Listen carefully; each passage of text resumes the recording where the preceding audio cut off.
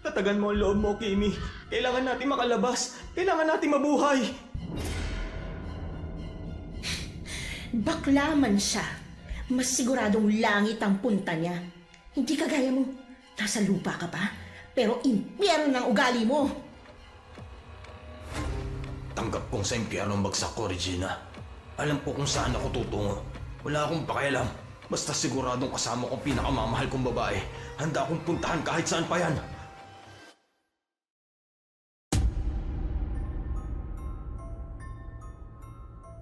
Kadalasan, may mga trahedyang hindi nagbibigay ng palatandaan. Yung gigising ka na parang normal ang lahat. Akala mo, isa lang itong ordinaryong araw na lilipas din. Pero sa isang iglap, may mangyayaring na hindi mo hiningi, hindi mo pinili, at lalong hindi mo inihanda ang sarili mo. Ganoon ang nangyari sa amin ng tito ko. Nagbakasyon lang kami at nagpakasaya kahit na ilang araw lang. Pero hindi namin inaasahan na mapupunta pala yon sa isang trahedya na hindi inaasahan. Ganyan po ang tema ng ating kwento ngayon. Pero bago ang lahat, kung bago ka pa lang dito sa channel, please like, subscribe, and hit the notification bell para updated kayo sa bawat kwentong ilalabas. May bago tayong storya 3 hanggang 4 na beses sa isang linggo. At ngayon, para sa tampok nating kwento.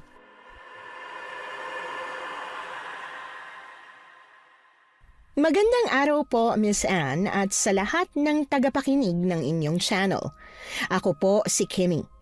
At ang ikukwento ko ngayon ay kung paano sa isang simpleng biyahe pa uwi, bigla na lang kaming nawala sa mundong alam nating lahat at napadpad sa isang baryong walang ilaw, kung saan ang mabuhay ay hindi garantisado at ang makalabas ay parang himala. Kimi, my loveliness, yuhu! Where are you? Tito, andyan na po pala kayo. Mano po? Kaawaan ka ni Lord, baby girl. Masyado naman po yata kayong masaya ngayon. Ano pong meron? Anong meron? Hulaan mo. Si Tito naman, magpahula. Ano po bang tingin mo sa akin, si Madam Auring? Ikaw talagang bata ka. Hindi ka naman talaga si Madam Auring. Gusto ko lang na manghula ka para exciting. O sige na nga po. May boyfriend na po kayo? Hindi. Ikaw na bata ka. Mukha ba akong sabik na sabik sa boyfriend? Medyo po. Narinig ko po kaya kayong nagdadrama nung nakaraang linggo. Nung nalasing ka kasama yung best friend mong bakla, ang sabi mo po sabik na sabik ka ng makatikim ng boyfriend. Wala.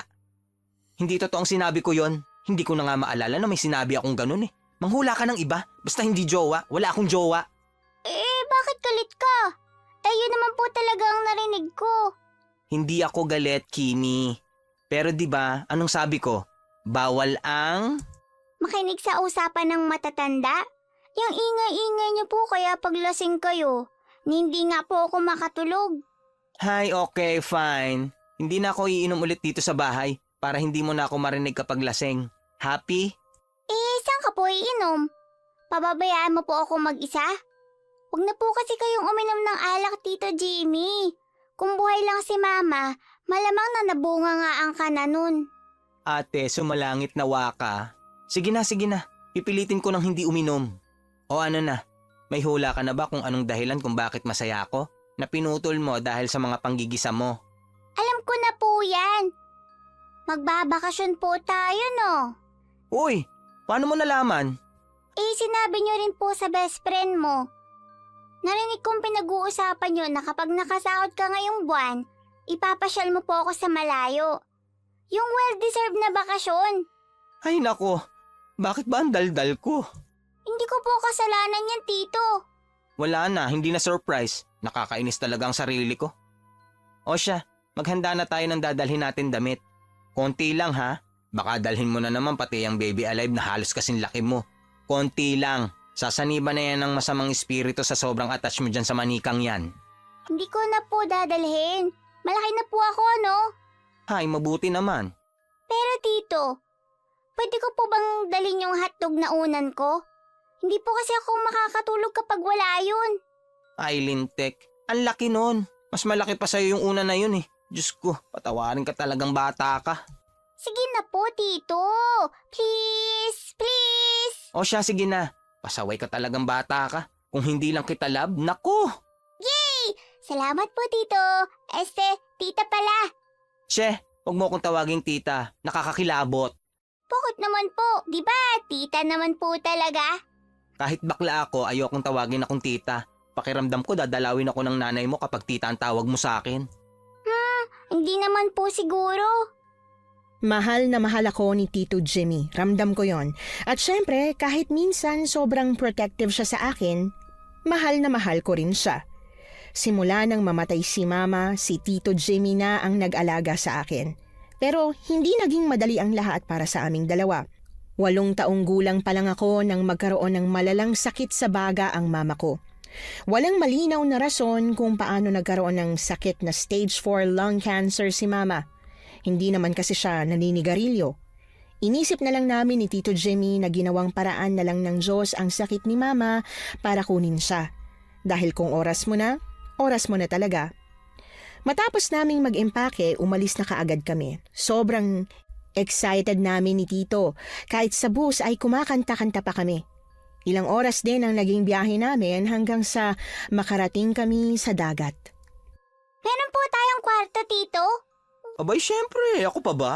Ang tagal nating hinintay na makapagdagat tayo, di ba? Kailangan sulitin natin. 2 araw tayo rito. Wow! Akala ko po uuwi tayo kagad eh. Naaalala ko po nun. Pagkarating natin sa dagat, pupunta lang po tayo. Tapos ayun na po. Yung parang kubo na walang dingding. Ano nga po yan? Cottage yan.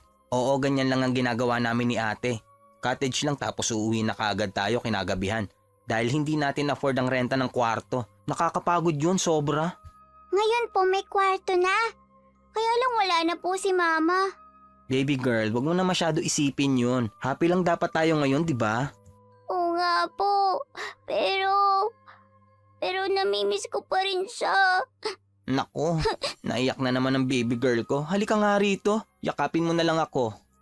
Tito, miss na miss ko na po si Mama. Ako rin, miss ko na siya. Sorry, Kimi. Sorry dahil maaga kang nawala ng mama. Wala pang kwenta ang papa mo. Hindi niya po kasalanan, Tito, kaya huwag po kayong mag-sorry.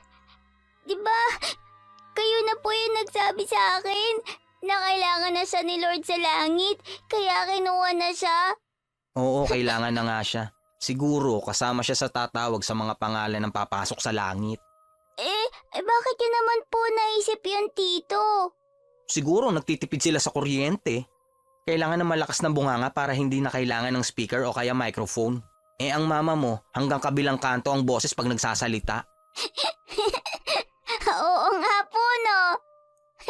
Kita mo na, napatawa kita. Joke lang yun, Kimi ah. Baka multuhin tayo ng mama mo. Pero totoo naman po eh. Tsaka gusto ko pong multuhin ako ni Mama. Hindi ko pa po kasi siya napapanaginipan simula nung namatay siya. Talaga? Pero bakit kaya? Samantalang ako palagi ko siya napapanaginipan. Hindi ko po alam. Baka ayaw po akong dalawin ni Mama. Naku, baka dinadalaw ka niya pero hindi lang siya nagpapakita. Kasi akala niya natatakot ka sa kanya. Hindi po. Never po akong matatakot sa kanya. Maging multo man siya, alien, aswang, o kaya po engkanto. Ikaw talaga. Bakit naman magiging ibang nilalang ang nanay mo? Halika na nga, mag-enjoy na lang tayo rito sa dagat. Simula nang mawala si Mama, ito na ang pinakamasayang araw ko. Hindi kami sa pampublikong parte ng dagat naligo, kaya walang palutang-lutang na diaper o basura katulad nung naliguan naming parte ng dagat dati. Sumakay din kami sa bangka at pumunta sa kabilang isla. Namulat kami ng mga magagandang bato at shell, gumawa rin ng sand castle at kung ano-ano pa. Pakiramdam ko ayoko nang matapos ang sandaling yon, pero darating talaga ang oras na kailangang matapos. Tito, pwede po bang tumira na lang tayo sa tabing dagat? Ano? Hindi ka pa ba nagsasawa sa dagat? Tingnan mo, ang negra mo na nga oh. Gusto ko pong tumira sa tabing dagat. Ikaw talagang bata ka? Hayaan mo, pag lumaki ka na, ikaw na ang gumawa ng paraan para makatira ka sa tabing dagat. Bakit po hindi pwede? Una sa lahat, baby girl, wala dito ang trabaho ko. Kung titira tayo sa tabing dagat, anong kabuhayan natin? Paano tayo mabubuhay? May isda naman po sa dagat eh. Kahit po araw-araw isda ang ulam natin. Diyos ko, ikaw talagang bata ka. Bata ka pa nga talaga. Hindi mo pa naiintindihan. Tara na, kailangan na nating umuwi. 3 araw lang ang bakasyon ko. Kailangan ko nang pumasok sa trabaho. Babay dagat! Kailan kaya tayo ulit magkikita? Next year, mag-ipon ka galing sa baon mo. Mag-ipon po talaga ako. Magdadagat po tayo ah. Oo, basta mag-ipon ka. Yay! O tara na, nandyan na ang bus. Nalungkot talaga ako ng sobra nang sumakay na kami ng bus paalis ng resort kung saan kami nanatili ng 1.5 araw. Pagkaupo namin sa bintana, pinanood ko yon hanggang sa unti-unting pagkawala nun sa paningin ko. Napabuntong hininga na lang ako at saka nakasimangot na yumuko. Napansin naman ni Tito Jimmy ang pagkabalisa ko kaya hinaplos-haplos niya ang likod ko at sinabihan ako na babalik kami at pangako niya yon sa akin.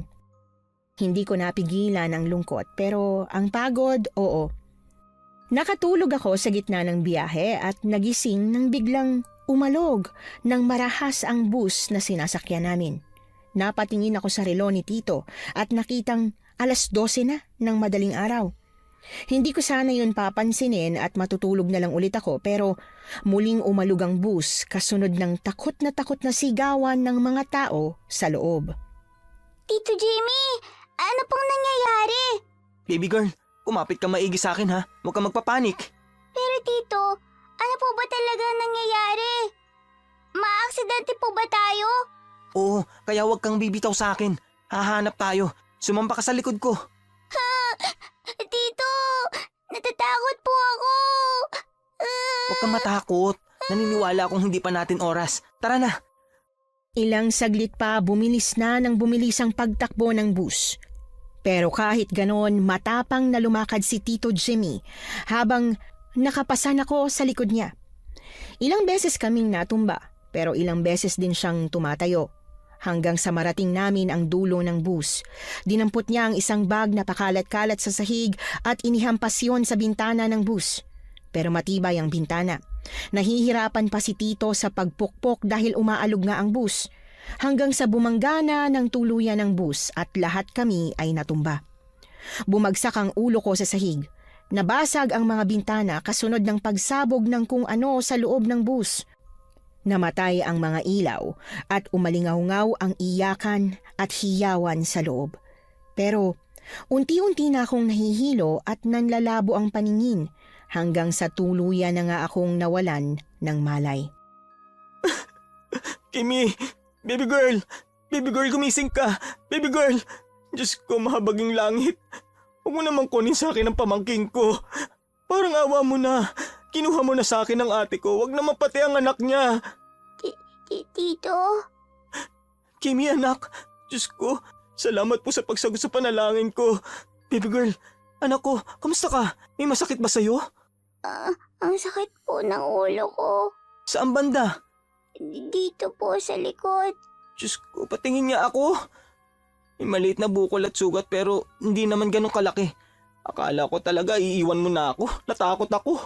Nasaan po tayo? Bakit po ang dilim?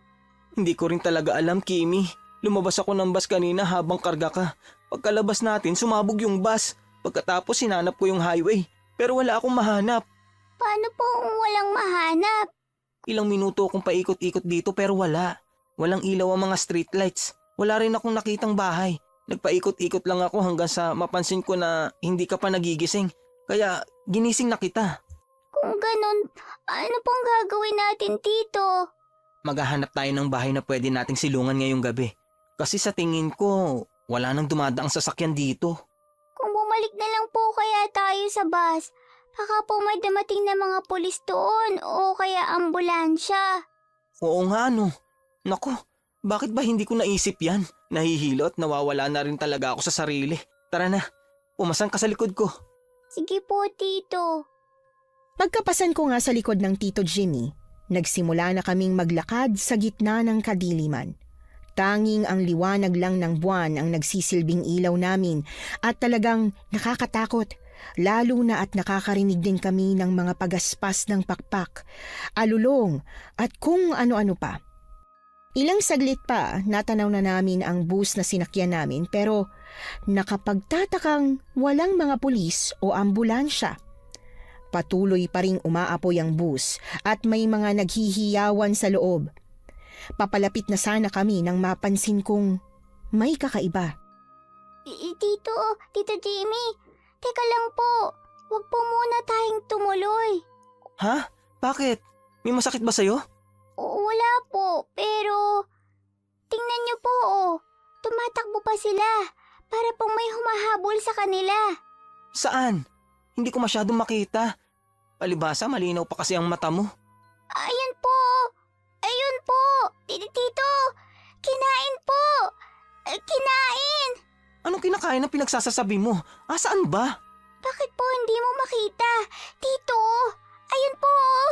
Tingnan niyo po! Parang tao pero parang hayop din.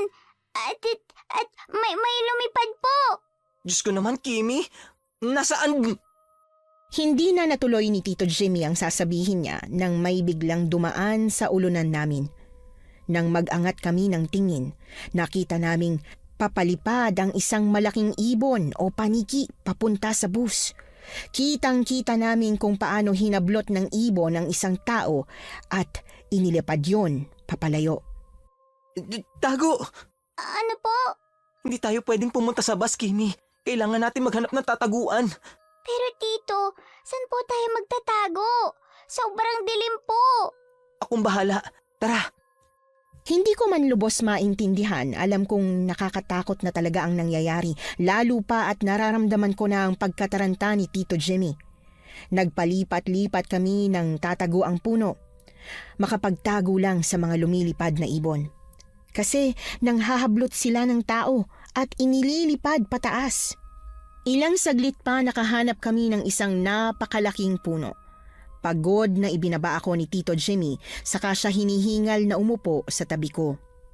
Tito, ano pong klaseng ibon yun at nagagawa nilang kunin ng tao? Diyos ko, Kimi. Mukha bang ibon yun? Hindi ibon ang isang yun. Hindi ako naniniwala sa ganong klaseng nilalang pero ngayon, sigurado na. Ano po ba yun? Aswang yun, Kimi. Ay nako, Diyos ko. Mahabaging langit. Ano ba nangyayari sa atin? Tito, mamamatay na po ba tayo? Diyos ko, anak. Huwag mong sabihin yan. Hindi tayo mamamatay. Pagagalitan ako ng nanay mo kapag nangyari yan. Bakit naman siya magagalit? Di ba po, dapat matuwa siya kasi magkakasama na tayong tatlo? Kimi, huwag mo munang isipin ang salitang patay. Marami pa akong pangarap sa buhay. Ikaw ba? Wala ka bang pangarap? Di ba pangarap mo pa maging doktor? Noon po yun eh. Nung buhay pa si nanay. Gusto ko po sana maging doktor para mapagaling ko siya. Kaso wala na po siya bago pa ako maging doktor. Diyos ko, patawarin.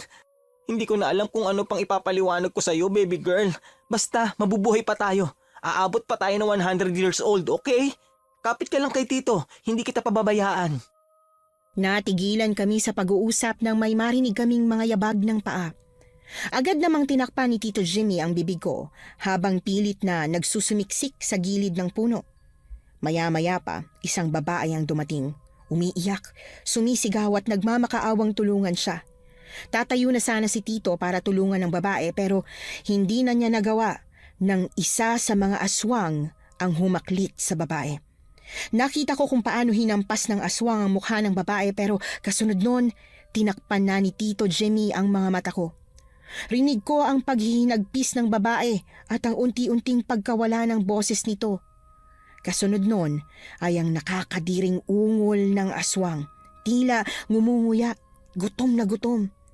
Nanginginig ang buong katawan ko sa matinding takot at dahil doon, hindi ko napigilan ang humikbi.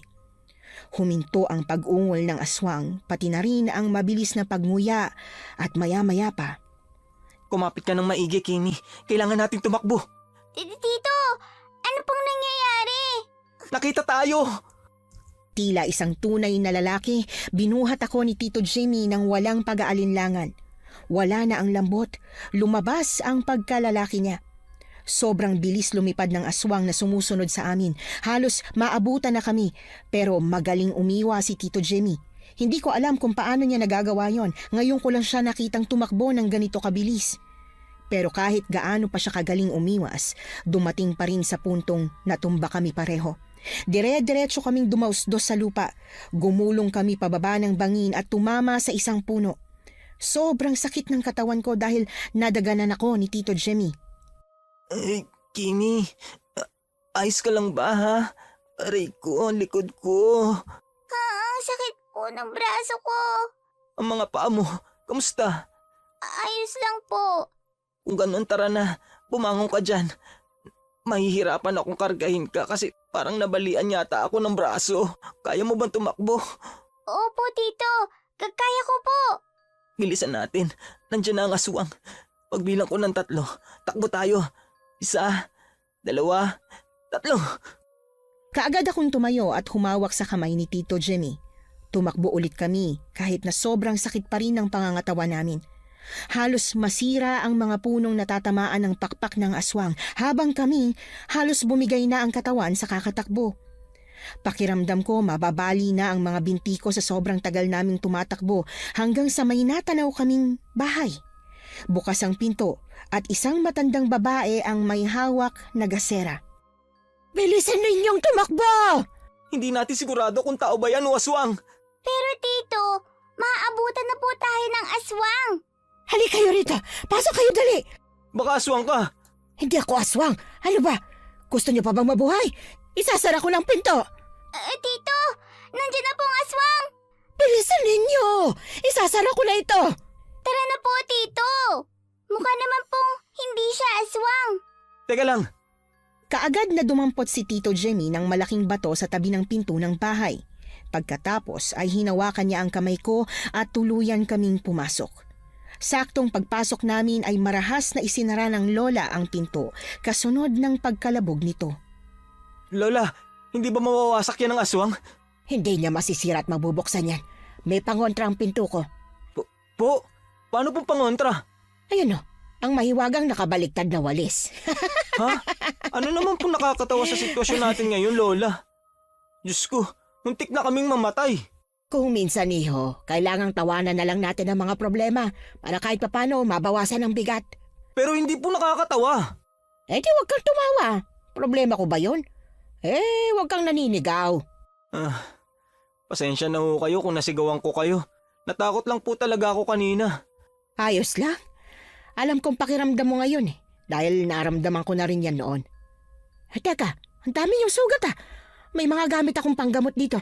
Gagamutin ko kayo. Unahin niyo na po ang pamangking ko. May sugat po kasi siya sa ulo. O siya, sige iya. Halika rito sa akin para makita kong sugat mo. Lola, wala po ba kayong ilaw? Hindi po ba kayo nakakapagbayad sa kuryente? Ako, walang kuryente rito. Gasera lang ang meron ako. Po, bakit walang kuryente? Hindi siguro nagpakabit ng kuryente yung mga aswang na nakatira sa baryong ito. Ano pong ibig niyo sabihin? Tsaka, tama po kayo. Wala talagang ilaw sa buong lugar na to. Nasaan po ba tayo? Nasa baryo tayo ng mga aswang. Ang baryong ito ay hindi nakikita ng mga taong nasa labas. Kumbaga parang biringan. Yung sinasabi pong Lost City? Kung saan tirahan daw ng mga engkanto? Oo, kaya lang dito, mga aswang ang nakatira. Ibig po bang sabihin hindi na tayo makakalabas dito? Makakalabas. Dahil alam ko na lahat ng ganitong klaseng mundo ay may labasan, lalo na at may pasukan. Hindi ka naman makakapasok kung walang daanan, hindi ba? Kaya lang mahirap. Ilang buwan na ako rito pero hindi ko pa rin mahanap ang daan palabas. Kawawa naman po kayo, Lola. Ayos lang. Magaling naman akong kumalaban ng aswang Paano po kayo nabuhay dito ng ilang buwan? Kung ganun... May gubat dito. May mga tanim. May mga hayop. At higit sa lahat, may mga gamit ng mga taong napapadpad dito pero hindi na nakakaligtas. Kinukuha niyo po yung gamit ng iba? Ano pa? Sayang naman kung di mapapakinabangan ng buhay pa. Kaya nga nakabuo ako ng isang kubo na kagaya nito. Yung mapoprotektahan ako mula sa mga aswang. Parang hindi ka panipaniwala ang lahat, Lola. Nasa palabas ba tayo? Kung sana palabas lang ang lahat, aabutin ba ako ng ilang buwan dito? Baka party po kayo ng palabas. Ikaw talaga, oo. Ayan. Okay na yung ulo ng pamangkin mo. Ikaw naman at ang laki ng sugat mo sa braso, titingnan ko. Lola, wala po ba kayong ibang kasama dito? Marami akong nakasama rito noon. Pero lahat sila unti-unting nakain ng mga aswang. Kaya eto, ako na lang mag-isa. Kawawa naman po kayo, Lola. Hindi lang naman akong tao rito. Tuwing umaga, kapag hindi umaatake ang mga aswang, lumalabas ako para subukang hanapin ang lagusan palabas. At saka para makahanap na rin ng makakain. May mga nakakasalubong akong tao pero hindi ko na sila inaalok na tumira rito sa bahay ko. Sapat na sa akin na malamang hindi ako nag-iisa. Bakit naman po? Ayaw niyo po bang may kasama kayo sa bahay? Hindi naman sa ayaw ko. Nasasaktan lang kasi ako kapag umaalis sila o kaya naman nabibiktima ng aswang. Pagod na ako masaktan. Ang mabuti pa po, Lola. Sumama po kayo sa amin sa paghahanap ng lagusan palabas. Gusto ko sana, pero masakit kasi ang mga tuhod ko nitong mga nakaraang araw Kailangan ko magpahinga. Ganun po ba? E di kapag nakita namin ang daan, babalik kami rito para sunduin ka po. Nako, ipagdarasal ko kayong magtsuhin. Sa totoo lang, miss na miss ko na yung apo kong babae. Sigurado ako na sobrang nag-aalala na siya para sa akin. May apo pa po pala kayong naghihintay sa inyo? Oo, siguro kasing edad mo siya. Sabi ko mamamalengke lang ako pero eto, napunta ako sa lugar na ito. Naawa po ako sa inyo, Lola. Ang mabuti pa, kakargahin ko na lang po kayo bukas. Kimi, maglakad ka na lang. Ayos lang naman ang binti mo, di ba? Opo. Naku, kailangang isama natin si Lola kapag nakita na natin ang lagusan para naman makalabas tayo kaagad. Ay, kayo talagang magtsuhin. At paano kung hindi natin makita yung lagusan, Aber? Ilang buwan na nga ako rito at halos nalibot ko ng buong baryo pero hindi pa rin ako nakakalabas. Kayo nga na bago pa lang dito. Naku, mapapagod ka lang sa pagbuhat sa akin. Wag na. Basta, sa oras na makita namin ang lagusan, talagang susunduin kita rito. O sige, kung yan ang gusto mo. Siya nga pala. Ano mga pangalan ninyo? Ako po si Kimi. Ako nga po pala si Jimmy. Pero pwede rin natawagin niyo po akong Jamie. Ay, bading ka pala? Na-straight lang po ako kanina dahil sa mga aswang. Kailangan kong mag-straight move para lang makasurvive kami ni Kimi. Ganon ba? Minsan, mas lalaki talaga ang mga bakla kaysa sa tunay na lalaki, ano? Siyempre naman po. Teka lang. Ano po palang pangalan niyo? Ako? Tawagin niyo na lang akong Lola Lindsay. Natawa na lamang si Lola Lindsay sa sinabi ni Tito Jimmy. Matagal kaming nag-usap-usap. Maraming mga bagay ang nalaman namin tungkol sa lugar na ito. Marami rin siyang mga paalala. Mga bagay na dapat naming malaman kung sakali man na mas tumagal pa kami rito. Hindi ko alam kung ano pa ang mga napag-usapan nila dahil nakatulog na ako sa dami. Nagising na lang ako nang may tumama ng sinag ng araw sa mukha ko. Pagdilat ng mga mata ko, kapapasok lang ni Tito Jimmy dala ang isang kaldero. Kasunod niya si Lola Lindsay na may dalang isang pitchel at mga baso na iba-iba ang disenyo. Baby girl, sa wakas gising ka na. Naglaga kami ng kamote, almusal natin.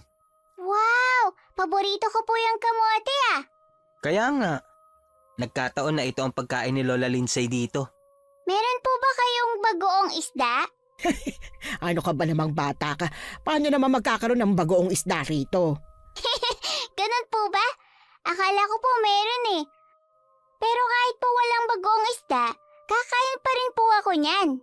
Aba syempre no, wala ka namang pagpipilian, mag-iinarte ka pa ba?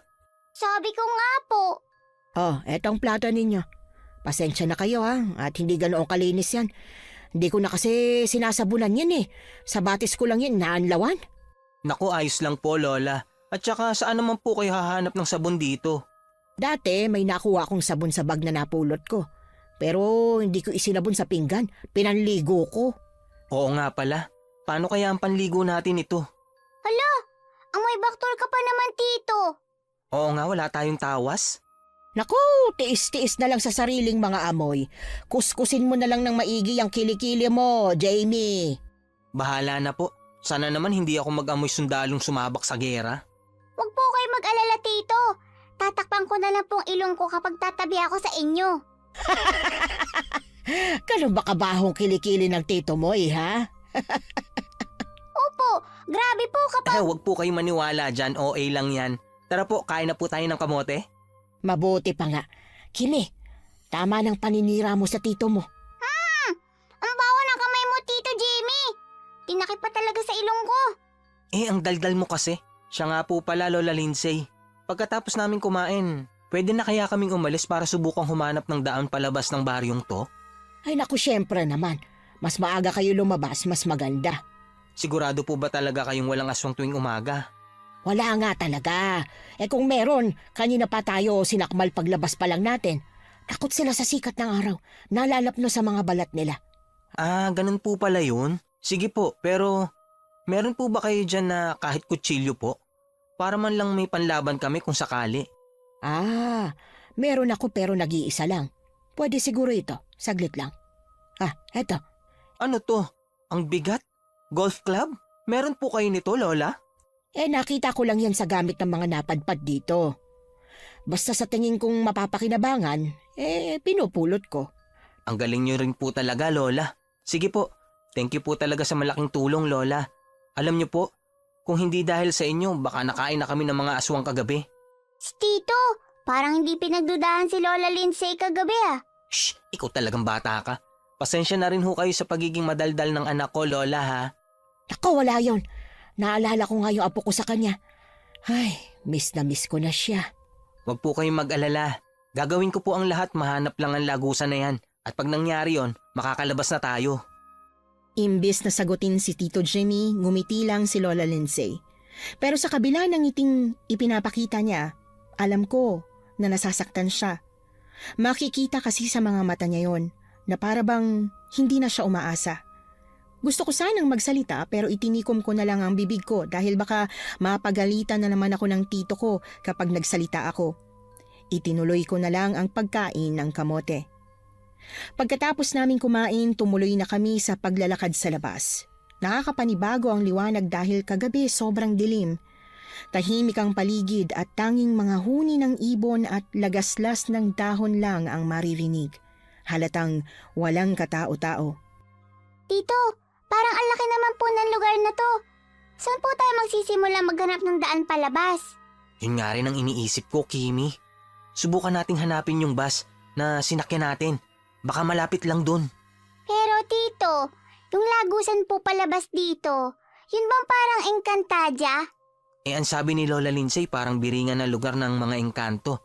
So baka nga parang Encantadia. Kung ganon, siguro dapat hindi muna yung lagusan ang hanapin natin. Baka po kailangan ng susi. Oo nga, ano? Pero saan naman kaya natin mahahanap ang susi na yun? Ay, malay ko po. Kaya nga natin hahanapin. Ang galing mo talaga, Kimi. Thank you po, Tito. Mana po ako sa inyo. Halika na nga. Baka makurot pa kita. Ikaw talagang bata ka. Napakamot na lamang ako sa ulo dahil mukhang nagpipigil ng inis si Tito Jimmy sa akin. Hindi ko naman alam kung bakit siya naiinis. Samantalang nagsabi lang naman ako ng totoo. Nagpatuloy kami sa paglalakad hanggang sa marating namin yung bus. Agad nasuka si Tito Jimmy. Halos lahat yata ng kamoting kinain niya ay isinuka niya rin. Noong una, ayaw pa sana akong palapitin ni Tito Jimmy dahil nga sa dami ng nagkalat na katawan ng tao, pero ako na mismo ang nagsabing ayos lang. Mahiling nga po ako sa mga horror movies, Tito. Tapos matatakot pa ako sa mga yan. Diyos ko talaga, Kimi. Ako nga rito, nagkanda-suka-suka na. Ikaw parang wala lang. Ewan ko po. Baka mas matibay lang talaga ang sigmura ko kaysa sayo. Tara na po, Tito. Teka lang. Kailangan natin tumingin sa mga gamit ng tao na nasa loob ng bus. Baka may pwedeng magamit. Kaya niyo po ba talagang gawin, Tito? Baka masuka po kayo sa loob. Iisipin ko na lang na peke ang katawan. Kailangan nating mabuhay hanggang sa makalabas tayo sa lugar na to. Tara po, Tito. Ayun po, oh. Meron po doon. Kahit nakakatakot, pumasok kami sa bus. Bukod sa itsura ng mga nakahandusay na bangkay, nangangamoy na rin kaya nakakadiri talaga. Pero ewan ko ba, hindi ako nasuka. Hindi tulad ni Tito Jimmy na panay ang duwal. Nakakuha kami ng pagkain, pero kadalasan ay mga biskwit o yung mga pagkain na mabilis lang kainin. Hindi kami nagtagal. Lumabas na kaagad kami dahil hindi talaga kinakaya ng tito ko ang amoy at itsura ng loob ng bus. Pero nang papalabas na kami, nagulat kami nang makakita ng isang dalaga. Halos kaedad niya si tito, nakatali ang buhok at kagaya namin, puro galos. Pahingin tubig. Hala ka girl, ito. Teka, may tubig kami. Ito. Salamat. Tito, hindi po kaya siya ang aswang? Mukhang hindi naman. Sabi ni Lola Lindsay, hindi kaya ng mga aswang na lumabas sa arawan. Grabe. Sa wakas, napawi na rin ang pagkauhaw ko. Kasama ka rin ba sa mga nadisgrasya sa loob ng bus? Oo, pero mukhang tama naman ang napuntahan kong lugar. Matagal ko nang gusto makarating dito eh. Ha? Gusto mo makarating dito? Alam mo bang walang ilaw sa baryong to at bukod pa dun, may mga aswang pa. Alam ko. Nakita ko pa nga kung paano nilapa ng mga aswang yung mga taong nakasakay sa bus. Sayang at maililigtas ko pa sana sila kung nakuha ko ng kaagad yung mga gamit ko sa loob ng bus eh. May nakita ba kayong bag na kulay itim? Yung malaki? Maraming bag sa loob. Ah, salamat. Mukha rin namang hindi nyo nakuha yung bag ko. Ate, kung dito pala talaga ang punta mo, may dahilan po, di ba? Oo naman. Teka, kukunin ko lang yung bag ko ah. Sa dulo kasi ako ng bus umupo eh. Ang weirdo ng babaeng yun, baby girl. Baka isa siya sa mga aswang na naninirahan dito. Ang mabuti pa, umalis na tayo. Parang mabait naman po siya. Narinig ko yon. Nako, lagot ka, Tito. Oo, wala naman akong sinabi, no? We, meron eh. Narinig kong sabi mo na weirdo ako at baka aswang ako. Ang galing mo rin kasing bumulong, naririnig pa rin. Eh kung narinig mo, edi congrats. Una sa lahat, alam kong weirdo talaga ako. At pangalawa, hindi ako aswang. Dahil kung aswang nga ako, aba, ang ganda aswang ko naman, no? Wow, ang feeling mo naman, te. Hindi ako feeling, maganda talaga ako. Teka, mabutit nakaligtas pa kayo kagabi. Opo, ate. May tumulong po kasi sa amin kaya nakaligtas kami. Ibig sabihin, talagang may mga natitira pang buhay na tao rito? Oo, meron nga. Pwede niyo ba akong daling doon? May hinahanap kasi ako rito eh. Oo naman po. At bakit naman gagawin yon? Eh tinarayan mo na nga ako. Hindi naman kita tinarayan ha. Nainis lang ako kasi tinawag mo akong aswang. Yun na nga. Paano kung aswang ka nga pala talaga? At kaya gusto mong alamin kung nasan yung taong tumulong sa amin ay dahil gusto mong sabay-sabay kaming kainin. Gusto mo ng pruwebang tao ako? Siyempre. Eto, teka. Binuksan ng babae ang bag niya at saka naglabas ng bawang. Ipinakita niya yon sa amin bago niya biniyak at kinain ang isang butil nito. Akala ko maniniwala na si Tito pero tumaas pa rin ang kilay niya. Baka naman peke ang bawang na yan. Ah, peki pala. O eto, Aray ko naman. Kung makahagis, wagas ha. naiinis na ako eh. Grabing trust issue mo ah. Pagpasensyahan niyo na po ang tito ko ah. Takot na po kasi siyang maloko at masaktan. Parang hugot yan bata ah. Mabuti ka pa, mas madali kang kausap. Pwede ko bang malaman ang pangalan mo? Kimberly po. Pero tawagin mo na lang akong Kimi. Kimi. Cute ng pangalan mo ah. Ako naman si Regina. Ate Regina. Bawang nga. Nakita mo na? Ano tingin mo sa akin? Sinungaling? Ngayon, dalhin niyo na ako sa bahay ng tumulong sa inyo. Kung makautos to, akala mo kung sino. Eh naghahanap pa nga kami ng lagusang pauwi. Hindi niyo mahahanap sa umaga ang lagusan. Ha? Alam mo kung saan? Oo, kasi bago ako nagdesisyong pumunta rito, pinag-aralan ko na muna kung paano lumabas at pumasok. Kung ganun, saan ang daan palabas? Tulad nga ng sinabi ko, hindi mo nga mahahanap sa umaga, sa gabi lang lumilitaw yung daan, kaya hindi kayo makakalabas ngayon.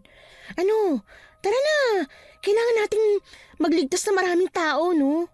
Ate, para po ba kayong superwoman? Nandito po kayo para magligtas? Isang tao lang ang gusto kong iligtas dito. Pero kung may makikita akong ibang tao, syempre gusto ko na rin isama. Ano? Tutulong ka ba sa pagliligtas? Opo, ate. Gusto ko po. Eh di tara na, di ba? Ay nako, hintayin niyo ako. Kimi, baby girl. Hindi ka dapat basta-basta sumasama sa taong hindi mo pa ganong kilala. Ewan ko ba, pero parang ang bait-bait ni Ate Regina, kaya mabilis akong nagtiwala sa kanya. Kahit medyo siga siya kung magsalita, pakiramdam ko ayos naman siya. Habang naglalakad kami pabalik sa bahay ni Lola Lindsay, away pa rin sila ng away ni Tito Jimmy. Umaawat lang talaga ako pero kahit naaawat ko na sila, mauulit lang ulit ang pagtatalo nilang dalawa kaya hinayaan ko na lang. Pagkarating namin sa bahay ni Lola Lindsay, ako ang una niyang nakita. Oh, Kimi! Bakit bumalik agad kayo? Lola, may nakilala po kaming tao. Mukhang may alam po siya sa lagusan palabas ng baryo, kaya sinama po namin siya. May dinala kayong tao? Nasaan siya? Ito po siya, oh. Magandang umaga ho. Lola? Apo ko! Ano ginagawa mo rito? Lola! Lola, sa wakas nakita na rin po kita. Diyos ko, ang apo ko. Mabaging langit, anong ginagawa mo rito? Hindi ka dapat nandito, Diyos ko. Nandito po ako, Lola. Nandito po ako para sunduin ka. Diyos ko naman, bakit mo pa ako sinundan dito? Pwede mo naman akong hintayin makabalik, ha? Lola, ilang buwan ko na po kayong hinihintay. At sa ilang buwan na yun, nakapagtanong-tanong na ako sa iba't ibang albularyo kung nasan ka. Iisa lang ang tinuturo nilang lugar, sa baryong walang ilaw. Paano mo ako natuntun dito? Hindi naman ito nakikita ng mga tao. Sa nakilala ko pong albularyo, ang sabi niya sa akin, kailangan kitang hanapin sa gabi sa eksaktong oras kung kailan bumubukas ang portal papunta rito. Alam niya ang eksaktong oras? Kung nasaan? Alam niya rin ba? Sinabi niya ba sa iyo? Opo. Bababa na nga po sana ako ng bus nun, kaya lang nakaidlip po ako eh. Pagkagising ko, wala na. Sumalpok na yung bus kung saan. Loka-loka ka talagang babae ka. Kung namatay ka sa bus. Buhay naman po ako eh.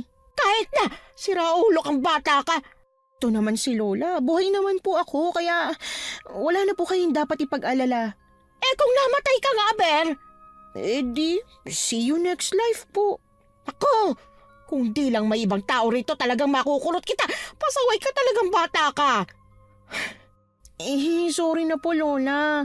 Pero, siya nga pala, maraming salamat sa inyong dalawa. Kundi dahil sa inyo, hindi ko agad mahahanap si Lola. Walang anuman po. Inaway-away pa po niyan ako ni Regina, Lola Lindsay. Lola, paano hindi ko siya aawayin? Tinawag niya akong aswang. Ay, ayos lang yan, Jimmy. Mukha talagang aswang itong apo ko. See? Mukha ka talagang aswang. Dapat lang talaga na paghinalaan kita.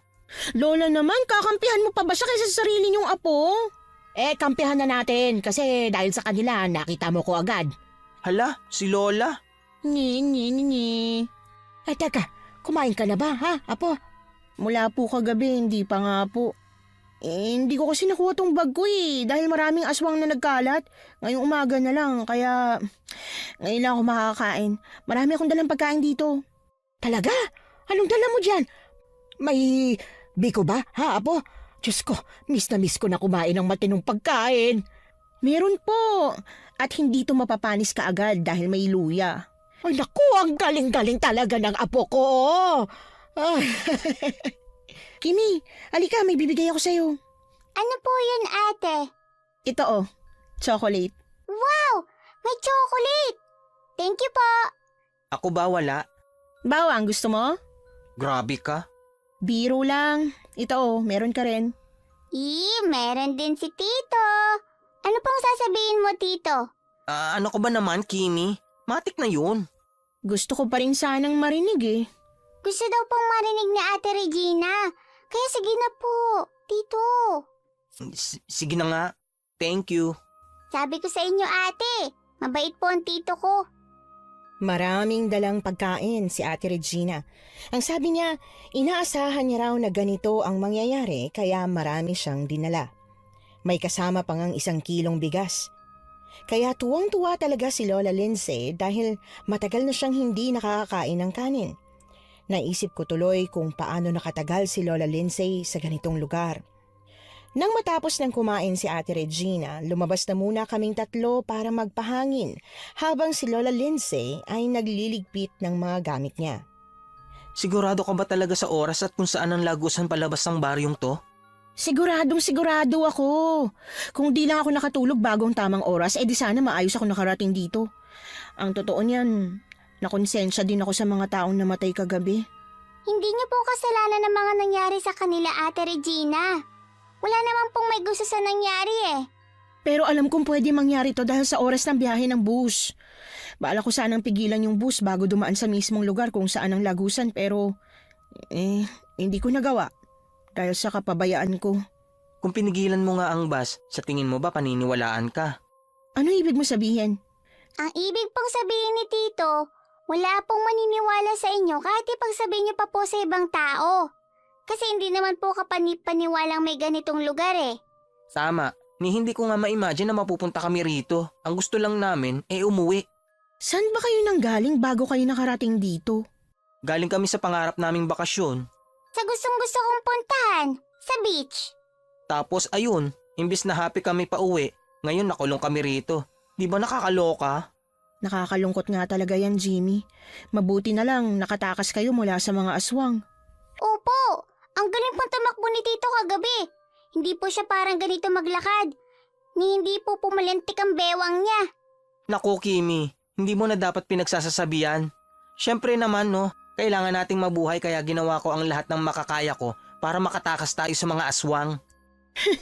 Magiging tunay na lalaki ka talaga kapag aswang nang humabol sa'yo. Ay, true. Pero pusong babae pa rin ako. Sadyang alam ko na panlalaki pa rin ang katawan ko. Kaya ginamit ko na para makatakas kami, di ba? Tama ka dyan. Wow, magkakasundo rin po pala kayo, no? Tulong! Tulungan niyo ako! Narinig niyo po ba yon? Ha? Ano narinig mo? Parang may humihingi po ng tulong eh. Wala naman. Tumahimik muna kayo at pakinggan natin maigi. Narinig ko rin eh. Tulungan niyo ako! Pakiusap! Oo nga no. Meron pala talaga. Tara hanapin natin. Baka kung ano nangyari sa kanya. Teka lang, Jimmy. Medyo makulimlim ang langit eh. Pag wala pong araw, baka may aswang. Ang totoo, hindi ako sigurado eh. Pero, paano kung patibong lang pala yun? At paano kung tao siya? At nangangailangan talaga ng tulong natin. Tulong! May tao ba dyan? Tingnan natin kung pwede siyang tulungan. Kahit nag-aalangan si Ate Regina, wala siyang nagawa nang si Tito Jimmy na ang naunang pumunta sa pinanggagalingan ng boses nung humihingi ng tulong. Hindi kalayuan, natagpuan namin ang isang lalaki na nakaupo sa ilalim ng puno. Kung pagmamasdan siya sa malayo, hindi kaagad mapapansin ang sitwasyon niya. Pero kapag nasa malapit na, doon makikita na may malaki siyang sugat sa paa. Tila kagat yon ng isang malaking hayop. Oh my God, Regina! Nakagat siya ng aswang! Teka lang! Huwag ka munang lumapit sa kanya. Hindi natin alam kung nagpapanggap lang yan. Ikaw ha? Kanina nung inakusahan kitang aswang nag-aalit ka. Ngayon na may sugat ang tao na nangangailangan ng tulong, nanguhusga ka bigla. Ano ka ba? Iba naman yun. Tutok ang araw kanina, pero ngayon medyo makulimlim. Nasa lilim pa siya ng puno, kaya hindi natin sigurado. Teka, maglalabas ako ng asin. Ano gagawin mo sa kanya? Sasabuyan ng asin? Oo, ito. Aray! Ang sugat ko! Aray ko! Aswang nga. Ate, mukhang hindi po siya aswang. Nalagyan po ng asin yung sugat niya kaya nasaktan siya. Ay, ganun ba? Sorry naman. Ay nako Regina, tara na nga at lapitan na natin siya. Aray ko! Ang sakit ng sugat ko! Ayos ka lang ba? Pasensya ka na sa kasamahan namin ha. Naniniguro lang, kaya hinagisan ka ng asin at natamaan ng sugat mo. Grabe kayo! Ang sakit! Mahapdi na nga tong sugat ko eh. Di naman sinasadya. Ano ba kasi nangyari sa sugat mo? Nakagat ako ng aswang. At ito, nangingitim na ang paligid niya. Ano ka mo? Naku, delikado yan. At tingnan mo Regina, nanginginig na siya. Kailangan nga talaga niya ng tulong natin. Ang gabi ko pa tinitiis to. Sobrang sakit talaga. Nakaligtas nga ako na hindi makain ng aswang pero mukhang mamamatay ako dahil sa sobrang sakit ng kagat. Ang tagal kong hinintay na may dumating na tao pero wala. Ang mabuti pa, mamaya ka na magdrama dyan. Jimmy, tulungan mo akong buhatin siya para madala natin sa bahay ni Lola. Ha? Oo, sige. Kimi, takbuhin mo na pabalik sa bahay si Lola Lindsay at pakisabi sa kanya na maganda ng mainit na tubig dahil may nakagat ka mo ng aswang.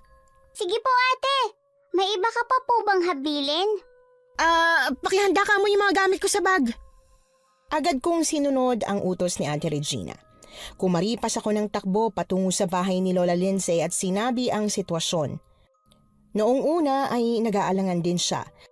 Pero napakalma ko naman ang loob niya nang binahagi ko na siniguro muna ni Ate Regina na talagang tao ang tinulungan namin kaya agad siyang nagsimulang magpakulo ng tubig. Namitas din kami ng mga halamang gamot na nakatanim sa likod bahay ni Lola. Nakahanda na ang lahat. Medyo mahirap lang ang pagpapakulo dahil kahoy ang gamit kaya hindi pa kumukulo pagkarating nila Ate Regina. Lola! Tulong po! Oo, eto na Regina. Naihanda ko ng lahat ng mga gamit mo sa panggagamot. Manggagamot ka? Hindi ba't naikwento ko na sa'yo, Jimmy, na isang albularya ang apo ko? Ah, oo nga pala. Yung mainit na tubig po, Lola. Di pa kumukulo eh. Kimi, pakikuha nga yung mga dahon na pinitas natin kanina. Ito na po Lola. May mga ganito po kayong dahon dito, Lola? Oo, nahanap ko lang ang mga yan sa gubat sa tuwing naglilibot ako rito. Binunot ko, tapos tinanim ko dito sa bahay. Mabubuhay nga po talaga kayo kahit saan, Lola. Teka, Jimmy, iupo na natin siya rito. Diyos ko, ang laki ng sugat mo, iho. Kaya nga po. Pero buti na lang talaga nakatakas ako mula sa aswang. Nakatakas ka nga, malalasong ka naman. Tignan mo, at bakit na yung kamandag ng aswang sa katawan mo? Ano po yan Lola? Kamandag yan ng aswang. Kapag umabot yan sa puso niya, patay siya. Hala sige, didikdikin ko na itong mga dahon para maumpisahan na yung panggagamot yan.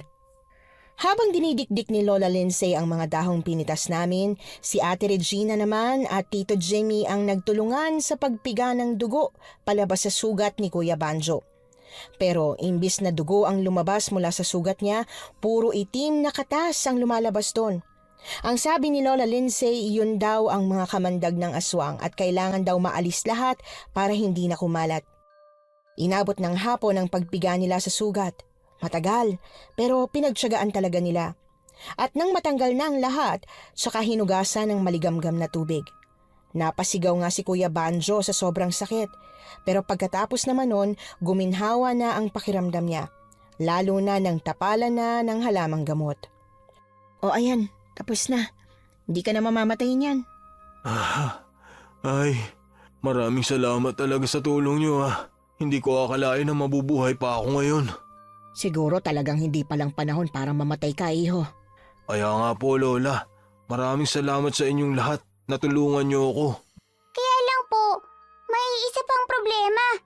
Ha? Ano na namang problema, baby girl?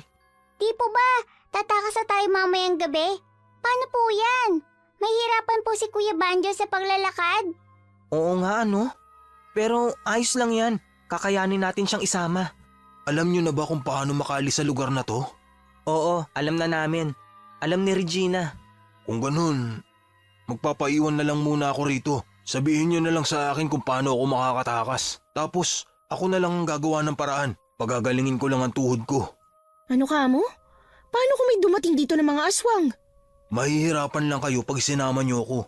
Mabibilis sila. Kapag kailangan niyo ng tumakbo, ipipilit niyong tulungan ako. Pero nakakakonsensya naman kung iiwan ka namin dito na mag-isa. Ayos lang. Kayang-kaya ko ang sarili ko. Kumpleto naman ang bahay ko. May mga pangontra din sa aswang kaya hindi ka nila magagalaw dito. Lola, papayag po kayong iwan siya rito? Kung para sa kaligtasan ng nakararami, syempre. Tama si Banjo. Mahihirapan tayong isama siya. Lalo na kapag may biglang umataking aswang. Kaya huwag kayong mag-alala. Okay lang ako. At saka may kasama kayong bata. Kailangan nyo na talagang makaalis dito sa lalong madaling panahon. Wala silang nagawa kundi sundin ang kagustuhan ni Kuya Banjo na magpaiwan. Sa sitwasyon namin, yun daw talaga ang pinaka-practical na gawin, ang iwan siya. Nang sumapit na ang gabi, pumasok na kaming lahat sa loob ng bahay. Isinara namin ang mga bintana pagkatapos ay binuksan ang ilaw sa gasera. At saka palang nagsimulang ayusin ang mga gagamitin naming panlaban sa mga aswang. May mga dala rin si Ate Regina tulad ng bawang at asin. May buntot pagi at kung ano-ano pang hindi namin akalain na magkakasya sa loob ng bag niya. Balak naming lumabas 1 oras bago mag 12:00 ng gabi. Sakto lang para makarating kami malapit sa bus. Alam naming hindi magiging madali ang pagpunta namin doon dahil maraming mga aswang na nag-aabang. 10:45 na ng gabi. Sigurado ko bang hindi ka talaga sasama, Banjo? Oo, sigurado na ako. Mag-ingat kayo paalis ng baryong to. Siguraduhin nyo na makakalabas kayo. Ang hirap naman ito. Pero wala kami magagawa dahil desisyon mo naman yan. Maghanda na tayo lumabas. Lola, kaya niyo po bang lumakad ng mabilis? Oo naman kayang-kaya ko pa. Baka manipa pa ako ng aswang eh. Mabuti naman po kung ganon. Teka, sisilipin ko lang kung may mga nakaabang ba na aswang. Walang mag-aabang dyan dahil alam nilang may mga pangontra ko rito sa loob. Kailangan pa rin nating makasiguro. Siyempre. O ano, may nakita ka? Wala po. Tara na, lumabas na tayo. Ako na ang mauna palabas. Kimi, pumasang ka sa likod ko. Kaya ko naman tumakbo dito. Ay nako, mas mabuting nakapasang ka sa likod ko para hindi tayo magkahiwalay. Tama ang tito mo, Kimi. Sumunod ka na lang sa kanya. Pero baka po kasi mapagod siya. Kapag napagod ako, ibababa rin naman kita. Halika na, sumampa ka na sa likod ko. Sige po. Pagkaangkas ko sa likod ni Tito Jimmy, kaagad na kaming lumabas ng bahay. Sobrang dilim sa labas. Tanging ang liwanag lang ng buwan ang nagsisilbing tanglaw sa amin. May dala namang flashlight si Ate Regina pero ang usapan ay gagamitin lang kapag importante dahil baka maubusan ng baterya bago pa man kami makarating sa dapat naming puntahan. Tahimik kaming naglakad sa madilim na daan. Ramdam ko ang kaba ni Tito Jimmy dahil nanlalamig ang mga kamay niya. Parang may kakaiba. Hindi dapat ganito katahimik ang paligid eh. Baka dahil walang aksidenteng nangyari ngayong gabi? Hindi. Kahit walang aksidente, maingay sila sa gabi. Naghahanap sila ng mabibiktima. Wala silang patawad. Pero bakit po kaya tahimik ngayon? Diyos ko, huwag naman sanang dahil alam nilang tatakas tayo. At paano naman nila malalaman na tatakas tayo? Wala namang ibang nakarinig sa usapan natin ah. Wala nga ba? Bago lang tayo sa lugar na to. Kaya malamang hindi pa natin kabisado. Sa loob ng ilang buwan na naninirahan ako rito, 1 beses lang nangyari itong ganitong sobrang tahimik. Kailan po nangyari yun, Lola? 2 buwan na ang nakalipas. Tahimik din sila buong gabi. Pero pagdating ng madaling araw, nakarinig ako ng parang mga nagdarasal. Parang mga kulto. Ibig sabihin safe tayo ngayong gabi. Kailangan na natin makarating sa mismong lagusan. Hindi natin sigurado. Mas mabuting mag-ingat pa rin tayo. Tama si Lola. Naku, baka mamaya pala, tsumetsyempo lang sila. Nagpatuloy kami sa paglalakad. Napagod na si Tito kaya pinaglakad na rin niya ako dahil mukhang wala naman talagang darating ng mga aswang. Gumamit na rin kami ng flashlight. Naging mapayapa ang paglalakad namin hanggang sa makarinig kami ng mga kaluskos. Sabay-sabay kaming napahinto sa paglalakad. Hinawakan ni Tito ang kamay ko habang si Ate Regina naman ay pinatay ang flashlight. Lahat kami ay tahimik na nakikinig sa paligid. Pero tanging hangin at mga lagaslas lang ng dahon sa puno ang narinig namin. May mga hayop po ba rito, Lola? Oo, pero maging sila ay takot sa mga aswang kaya nagtatago rin sila. Shh! May naririnig ako ulit. Parang may nag-uusap. Tumahimik kaming lahat pero wala pa rin akong narinig na kahit ano. Habang si Ate Regina naglakad pakaliwa. Nakinig siya roon habang nakasenya sa amin na huwag kaming gagawa ng ingay. Hanggang sa isang marahas na pagaspas ng pakpak ang narinig naming papalapit. Pasugod na sana sa amin yung aswang pero kaagad na itinulak ako ni Tito at hinampas niya yon ng itak. Nahiwa ang pakpak ng aswang pero kahit na ganoon, nagawa pa rin niyang lumipad palayo sa amin. Ayos lang ba kayo? Lola? Kimi? Ayos lang po, ate. Narinig ko sila at mukhang tama ka, Jimmy. Mukhang alam nilang tatakas tayo. Paano yan? Anong gagawin natin? Alam natin na pwedeng mangyari. Pinaghandaan na natin, di ba? Kaya tutuloy pa rin tayo. Bilisan na natin. Lola, hawakan niyo po ang kamay ko. Kimi, sumampa ka sa likod ko. Heto, hawakan mo ang itak at kapag may dumating na aswang, itakin mo. Naku, hindi pwede. Itong gamitin mo, Kimi. Kapag tumama sa ulo ng tito mo yung itak, patay siya. Hindi kagaya ng buntot pagi. Bilisan na natin. Sumampa ka na sa likod ng tito mo, Kimi. Pagsampa ko sa likod ni Tito Jimmy, kaagad na kaming umalis. Doon na rin nagsimulang marinig ang nakakakilabot na tunog ng mga aswang. Nakakatakot, pero mas natatakot akong mamatay kaya mahigpit ang hawak ko sa buntot pagi. Nilakasan ko ang pandama ko sa paligid. Para kung sakaling may dumating na aswang, matatamaan ko. At yun na nga, paglampas namin sa matataas na mga damo, may bumulaga kaagad sa amin na aswang. Pero dahil alerto ako, nahampas ko yun ng buntot pagi na naging dahilan para pumulupot yun sa leeg ng aswang. Nagulat ako, lalo na at nahatak akong pabalik ng aswang. Maging si Tito Jimmy ay nabigla sa nangyari. Kimi, anong nangyari? Tito, hindi po matanggal yung buntot pagi. Bitiwan mo na, maglalakad tayo. Pero kung bibitawan ko po, mawawalan na ako ng panglaban. Hatakin mo ng sobrang lakas, Kimi! Tulungan mo siya, Jimmy! Ang hirap po. Kaya mo yan, Kimi! Kaya mo! Buong lakas na hinatak ko ang buntot pagi. Halos mapaliyad na ako. At nang mahata ko na yun pabalik, tumalsik ang ulo ng aswang. Sa takot, napahiyaw ako. Hinatak akong pabalik ni Tito Jimmy at muli siyang nagsimulang tumakbo. Tatagan mo ang loob mo, Kimi. Kailangan nating makalabas. Kailangan nating mabuhay. Natatakot po ako, Tito. Lumipad yung ulo ng aswang. Kayang-kaya mo yan. Yung mga patay na tao nga hindi natakot eh. Yun pa kayang aswang? Aswang po yun eh. Tumahan ka na muna, Kimi. Malalampasan din natin to. Bilang bata, gustuhin ko man na umiyak ng umiyak dahil sa mga nangyayari, wala akong magawa, kundi ang pakalmahin ang sarili ko. Habang patuloy kami sa pagtakbo, nilalabanan ni na Ate Regina at Tito Jimmy ang mga aswang na makakasalubong namin. Parang sa mga action movies ang dating. Hindi ko talaga inakala na mangyayari ito sa amin. Hanggang sa makalagpas na nga kami sa bus, sa mismong lagusan na sinasabi ni Ate Regina. Mismong kalsada lang yon, pero kapag susubukan mong tumawid, babalik at babalik ka lang din sa baryo ng mga aswang. Anong oras na, Jimmy? 11:50 na. Kailangan pa nating maghintay ng 10 minuto. Marami pang pwede mangyari sa mga oras na yon. Kaya huwag kayong papakampante lalo na't alam nilang aalis tayo. Ate, Tito, tingnan niyo po. Ang dami pong kumikisap na kulay pula. Diyos ko, ang daming aswang. Anong gagawin natin, Regina? Paubos na ang bawang at asin natin. Napakarami nila oh. No choice tayo, kailangan nating lumaban. Kimi, Lola Lindsay, dito kayo sa likuran namin ni Jimmy. Makakatakas pa kaya tayo rito? Ambot kamay na natin ang daan palabas, pero parang ang layo pa. 10 minuto na lang eh. Huwag ka nang mag-inarte, wala na tayong magagawa. Ate, Tito, si Kuya Banjo po ba yun? Ano ka mo?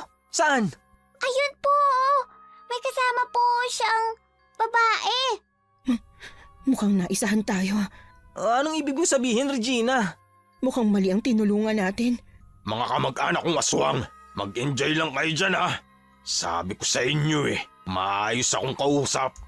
Banjo, anong ibig sabihin nito? Kahit sabihin ko pa yung nangyari, mamamatay rin naman kayo. Kaya wag mo nang alamin. Sira ulo ka? Oh, relax. Dapat hindi ka nagagalit ng ganyan. Dapat ngayon magdasal ka na sana sa langit mapunta ang mga bakla. Bakla man siya, mas siguradong langit ang punta niya. Hindi kagaya mo, nasa lupa ka pa. Pero impyerno ng ugali mo. Tanggap kong sa impyerno ang bagsak ko, Regina. Alam ko kung saan ako tutungo. Wala akong pakialam. Basta siguradong kasama kong pinakamamahal kong babae. Handa akong puntahan kahit saan pa yan. Niloko mo kami para sa isang aswang? Hindi siya basta aswang. Mahal namin ang isa't isa. Kailan kayo nagkakilala, Banjo? Imposibleng sa labas ng baryong ito dahil sigurado kung hindi nakakalabas ang mga aswang dito. Hindi mo na kailangang alamin, Regina. Wala kang pakialam doon. Ikaw ang bahala. Baka niloloko ka lang ng mga yan. Hindi nila ako niloloko. Mga kapwa ko aswang! Patayin niyo sila! Lumingon si Kuya Banjo sa mga aswang na nasa paligid niya. Pero lahat sila ay nakatuon ang atensyon sa kanya. At ang dahilan kung bakit sila nakatingin sa kanya ay dahil sa sugat niya sa tuhod. Natanggal ang nakatapal na halamang gamot doon at mukhang dumugo ulit dahil sa puwersahan niyang paglalakad. Ahay! Iba rin talaga gumalaw ang karma. Tito Jimmy, Ate Regina, 12:00 na po. Talikod na mga apo. Hayaan niyong lapain ng mga aswang. Si Raulong yan. Hindi. Tulungan niyo ako. Huwag niyo akong iwan. Huwag! Tulong! Tutulong pa sana si Ate Regina sa kanya pero kaagad na siyang hinila palayo ni Lola Lindsay. Sa isang kisap mata, nasa gitna na kami ng kalsada na walang laman.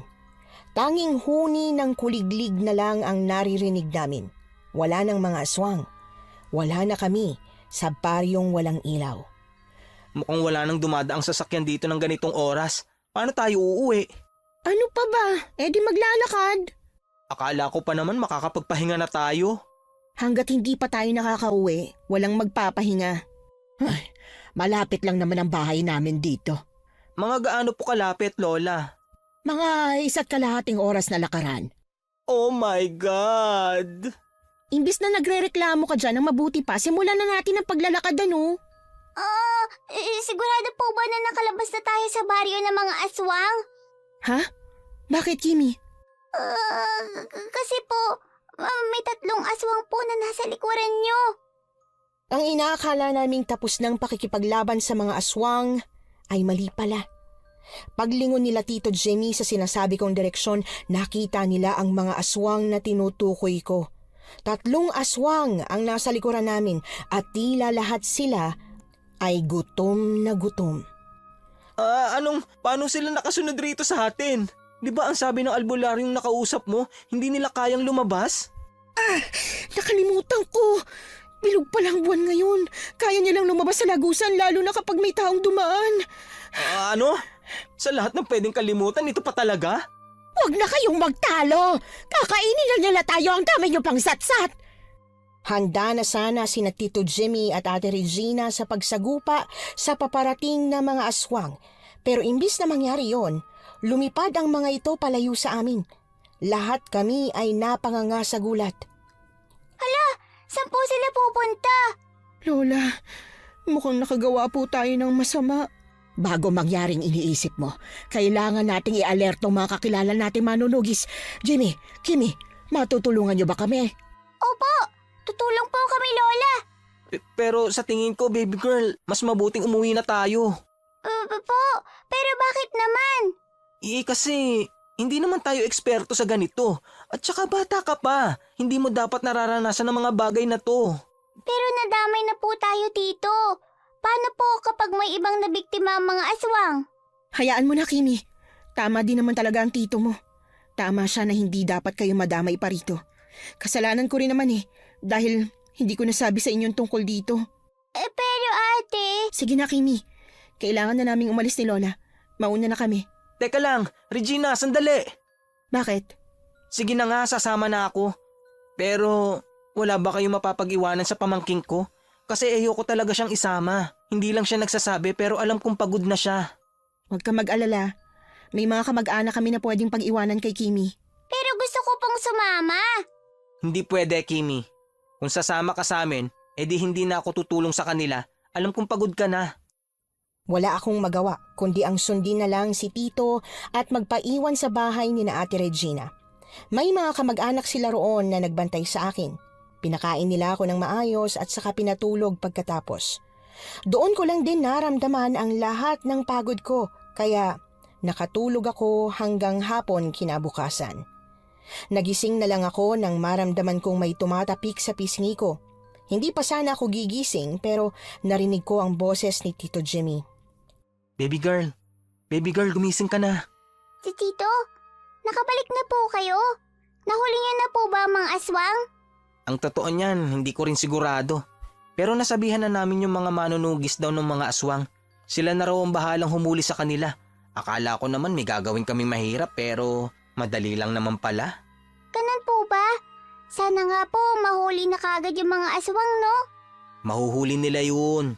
Tiwala lang. Siya nga pala. Kamusta dito? Mukhang nakatulog ka ng mahimbing ah. Opo, tito.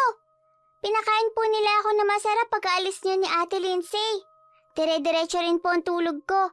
Sigurado dahil sa pagod at saka dahil may unan po. Mabuti naman kung ganon. Nag-alala ako sa'yo. Baka kasi umiyak ka habang wala ako. Bakit naman po ako iiyak? Big girl na ako. Hindi baby girl pa rin kita no? Tito naman. Tama na nga po ang katatawag ng baby girl. Malapit na po kaya ako maging 11 years old. Kahit umabot ka pa ng 100 years old, ikaw pa rin ang baby ko. Tito naman Oh, tama na nga muna yung harutan yung magtsahin dyan. Tara na at kumain na tayo ng tanghalian. Tanghalian kasi siguradong hindi nakapagtanghalian yung si Kimi sa sarap ng tulog niya. Ano pong ulam, Lola Lindsay? Shh! Ikaw talagang bata ka? Mamimili ka pa talaga ng ulam Hindi po Nagtatanong lang po ako kung anong ulam. Para hindi na kayo mag-away, ang ulam natin, adobong manok. Wow! Ang sarap ng ulam natin, Lola! Abay, syempre naman tinanong ko kasi ang Ate Regina mo kung ano kayang ulam ang magugustuhan ng isang batang katulad mo. Ang sabi niya, adobong manok daw, kaya yun ang niluto ko. O diba, magugustuhan mo pala. The best talaga si Ate Regina. At ako, hindi na the best? Napalitan na ba ako sa buhay mo, Kimi? Si Tito naman, ang drama niya po. Siyempre, kayo pa rin ang first the best. Second lang po si Ate Regina. Yan ang baby girl ko. O siya, halika na at kumain na tayo. Sobrang sarap sa pakiramdam na kumain kami ng sabay-sabay sa harap ng lamesa, sa isang maayos na bahay at sa may ilaw. 2 araw lang naman kaming nanatili sa isang lugar na walang ilaw pero pakiramdam ko sobrang tagal na nun. Inakala ko ang habang buhay na kaming makukulong doon. Masayang kasama sina Lola Lindsay at Ate Regina. Kung ako ngang papipiliin, gusto kong tumira na kasama nila. Lalo pa at alam ko na kapag bumalik kami sa Maynila, babalik na kami ulit ni Tito sa dati. Yung bihira lang kami kung makapag-usap dahil busy siya habang ako naman ay nag-aaral. Jimmy, heto't may pera pa ako. Alam kong kailangan mo yan dahil nasunog ang pera mo dun sa bus. Hala, thank you Huwag kang mag-alala. Ibabalik ko sa'yo ang perang to. Naku, kahit hindi na. Gasino lang ba ang perang yan? Kailangan nyo yan para makauwi sa Maynila. Maraming salamat Pero ibabalik ko pa rin talaga to. Kahit anong mangyari. Sasama po ako kapag bumalik ka po rito, Tito Abay, syempre naman, no? Teka, may dagat ba rito, Regina? Ay, oo, meron. Kung gusto nyo kapag bumalik kayo rito, mag-swimming tayo sa dagat Ano, gusto nyo ba yon? Wow! Gustong-gusto ko po! O sige, pangako yan babalik kayo rito. Oo naman, babalik kami. Pero aagahan na namin ang punta rito kasi ayoko nang dumaan ulit na sa dinaanan natin. Oo nga pala, wag na wag kayong dadaan sa kalyan yon. Mag-ingat kayong dalawa sa biyahe Oo naman, thank you rin sa'yo. Kung hindi ka dumating at sinabi sa amin kung paano makakalabas sa baryong yon, nako, malamang forever na kami sa baryong yun. Mahirap nga naman kasing lumabas doon ng gabi. Natural na sa umaga talaga kayo maghahanap. Pero ganun talaga. Swerte nyo lang talaga dumating ang magandang albularya na to. Oo na, maganda ka na. Jimmy, Kimi, alis na ba kayo? Opo Lola, paalam na po sa inyo. Pero babalik din po kami rito kapag may pagkakataon. Ay nako, gusto ko yan. Teka, bago kayo umalis, baunin nyo ito. Ano po yung nasa loob ng bag? Mga pangontra sa aswang yan. Ilagay nyo sa bahay nyo para ligtas kayo. Lola, may aswang pa rin po ba sa Maynila? Ay ano ka, mas marami pa nga ron kasi kakaunti lang ang mga tao rito sa probinsya. Ang mga aswang, nakikisalamuha na sa mga tao, kaya mas mabuting may panglabang kayo. Sa bagay ho. Maraming salamat po dito, Lola Lindsay. Kayo rin po, mag-iingat kayo. Simula noon ay nagpabalik-balik na kami sa pagbisita kina Ate Regina at Lola Lindsay. Kapag bumibisita kami, palagi kaming naliligo sa dagat. At masasabi kong ang bawat pagbisita namin sa kanila ay ang pinakamasasayang araw sa buhay ko. Hanggang sa isang araw, umuwi si Tito Jimmy galing sa trabaho na pagod at stressed. Uminom siya ng alak at nagmaoy. Doon ko narinig na gusto na niyang manirahan na lang kila Ate Regina dahil pagod na raw siyang mabuhay sa Maynila. Akala ko hindi totoo, pero nabigla ako nang sa sumunod na linggo, kinausap niya ako. Baby girl, kamusta ang pag-aaral mo? Wala bang nagiging problema? Wala naman po. Bukod sa inaasar nila ako na badingan tito ko, wala naman. Ang mga bata talaga ngayon? Porque wala silang baklang tito, ganyan na sila kung makapangasar. Si tito, sa tingin niyo po ba gugustuhin nila magkaroon ng titong bakla? Kaya ka nga nila inaasar kasi wala silang titong kagaya ko di ba? Oo nga po no. At saka nga pala, hindi pa ba nagbabago yung pangarap mo na tumira sa tabing dagat? Bakit po? Titira na po ba tayo sa tabing dagat? Hindi talaga eksaktong tabing dagat, pero malapit sa dagat. Ayos lang ba yon?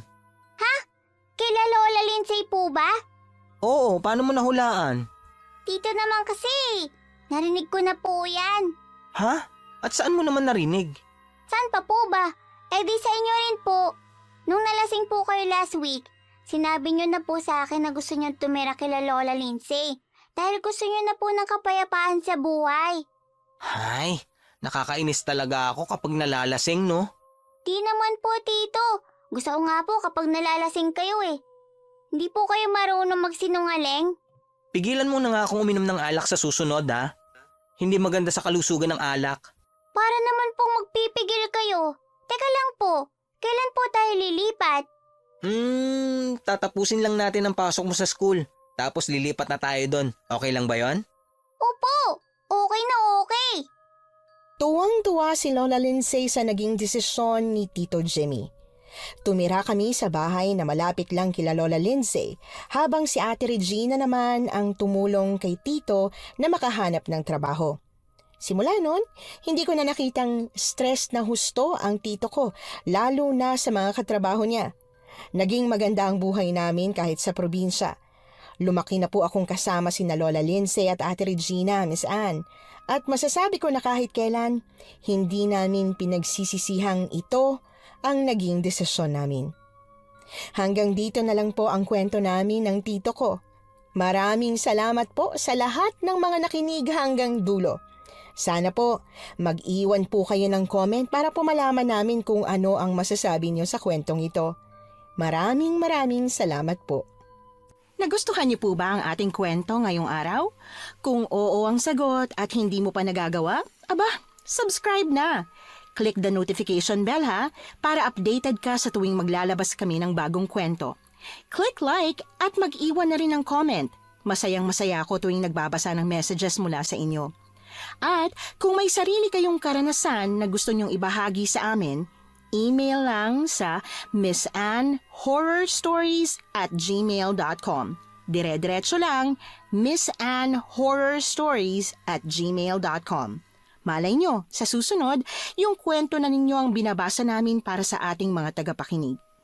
Hanggang dito na lamang muna, at muli po, ito po ang inyong si Miss Anne. Nagpapasalamat sa inyong patuloy na pagmamahal at pagsuporta.